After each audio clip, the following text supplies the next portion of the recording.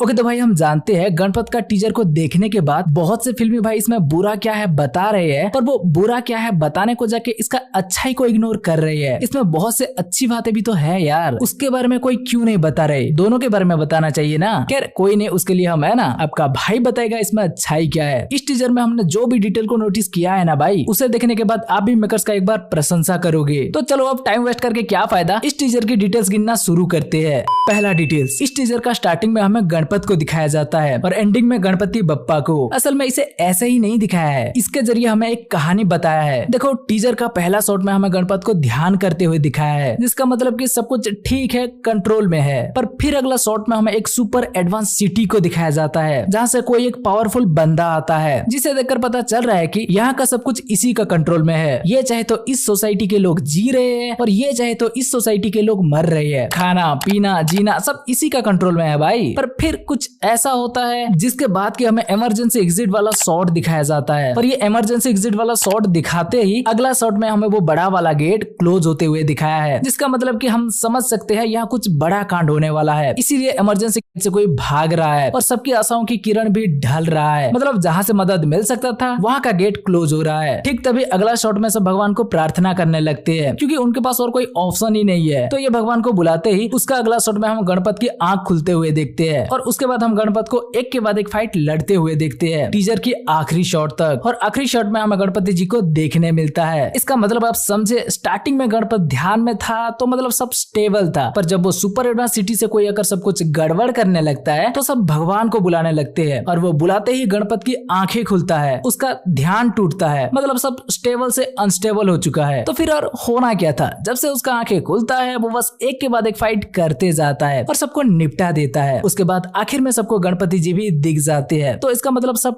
ठीक हो चुका है। ये प्रार्थना कर रहे थे तो वो दर्शन दे दिए, ये उनका प्रॉब्लम सॉल्व करने को बोल रहे थे तो वो इनके लिए एक रक्षक भेज दिए। समझ गए ना अच्छे से? पहले सब ठीक था, प्रॉब्लम आया, ये भगवान को बुलाए, भगवान दर्शन दे दिए, मतलब वो इनको संकट से उद्धार कर लिए। इसीलिए टीजर स्टार्ट गणपत से होता है और टीजर खत्म गणपति बप्पा से। और शायद इसीलिए भी हमें वो डायलॉग सुनने मिलता है जब बच्चन साहब बोलते हैं ये लड़ाई तब तक मत लड़ना जब तक हमारा योद्धा ना आ जाए। मतलब वो भगवान को प्रार्थना करने के बाद यही योद्धा का वेट कर रहे थे, जिसे रक्षक बनाकर भगवान भेजने वाले थे। मस्त था भाई। जिस तरह से ये डिटेल को टीजर का स्टार्टिंग और एंडिंग में कनेक्ट करके दिखाया गया, उसे देखकर बहुत मजा आया और डिकोड करने में भी बहुत मजा आया। अब मूवी में क्या कैसे होगा तो पता नहीं, पर यहाँ जिस तरह से इस डिटेल्स को हमारे सामने रखा गया कड़क, लेकिन आपने इसे मिस कर दिया था ना, कोई बात नहीं। अगला ये लोगो हमें यहाँ का सारे बोरियों के ऊपर दिख रहा है, जैसे कि रोलेक्स का बिच्छू सिंबल। अब इसका मतलब क्या है ये तो पता नहीं, पर यही लोग आगे हमें वो रिंग में भी देखने मिल जाता है, जो कि उस सुपर एडवांस सिटी के अंदर है। देखो यहाँ नीचे भी है और यहाँ चारों तरफ भी, मतलब ये लोगो शायद इसका मेन विलन का है, इसीलिए इस रिंग से लेकर उस बोरियों तक हर जगह इसका सिंबल हमें दिख रहा है। नेक्स्ट हमें पता है जब इन लोगों के ऊपर प्रॉब्लम आए तो इसमें गणपति ही सबका रखवाला बनने वाला है, पर वो कहीं बाहर से नहीं आने वाला, वो भी यहाँ से ही निकलने वाला है और ये सब बहुत दिन तक झेलने वाला है। क्योंकि आप ये सीन पर देख सकते हो गणपत भी पानी के लिए लाइन में लगा है, मतलब गणपत भी यहाँ का ही रहने वाला है।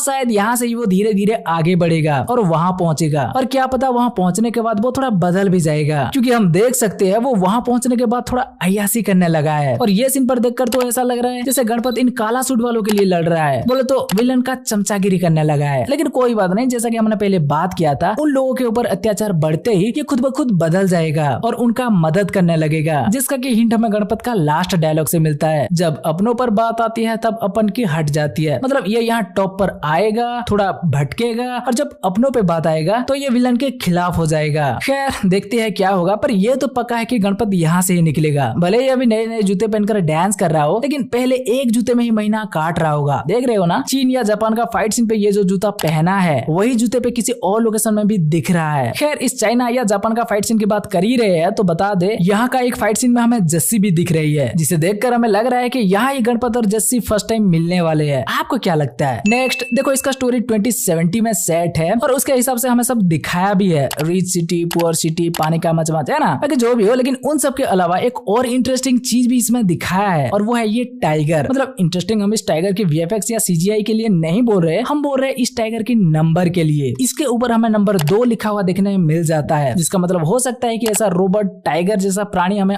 और भी देखने मिले, 1 2 3 4 नंबर के हिसाब से, है ना। और क्या था, और हाँ ये सीन पर यहाँ से जो बंदा बंदा गिरता है, उसके पैर में हमें कुछ लगा हुआ देखने मिलता है। कहीं इसके वजह से भी इसे घसीट कर तो नहीं ला रहे, पता नहीं। इसके बारे में और इस आदमी के फेस पर जो चिन्ह है इसके बारे में रिसर्च करना पड़ेगा। आपको कुछ पता हो तो कमेंट करके बताओ, आगे हम इसके बारे में बात करेंगे। हाँ, लेकिन इसके बारे में हमें पता है ये गणपति है, यही रेड जैकेट पे वो आगे हमें टीजर में दिख जाता है। ये नाचना गाना छोड़ के युवा साहब यहाँ क्या कर रहे हैं? कहते भाई ये था कुछ डिटेल्स जिसे हमने गणपति का टीजर में नोटिस किया था, और हमें लग रहा है भले ये टीजर परफेक्ट ना हो पर इतना बुरा भी नहीं है, ठीक ठाक है भाई। हमारा ये सारे गाने साने और कहीं ये हीरोपंती जैसा ना बन जाए उसका थोड़ा डर है, पर इसमें डिटेलिंग भी देखने मिल रहा है, तो क्या पता इसका मेकर स्टोरी को लेकर सीरियस भी हो और एक अच्छा कहानी बनाया हो। देखते हैं आगे इसका ट्रेलर में हमें और क्या क्या देखने मिलता है। बाकी आपका क्या कहना है इस टीजर को लेकर हमें कमेंट करके बता सकते हो। हम इस वीडियो को यहीं खत्म करते हैं। अगर आपको ये वीडियो अच्छी लगी तो वीडियो को लाइक करके अपने दोस्तों के साथ शेयर करो, और चैनल को सब्सक्राइब नहीं किया है तो भाई सब्सक्राइब कर लो।